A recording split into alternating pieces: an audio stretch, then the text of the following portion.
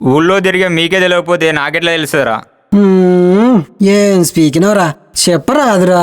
తప్పుగా మాట్లాడకండి రా. ఊర్లో అమ్మవారి ఊరేగింపు జరుగుతుంది. తప్పైపోయిందమ్మా.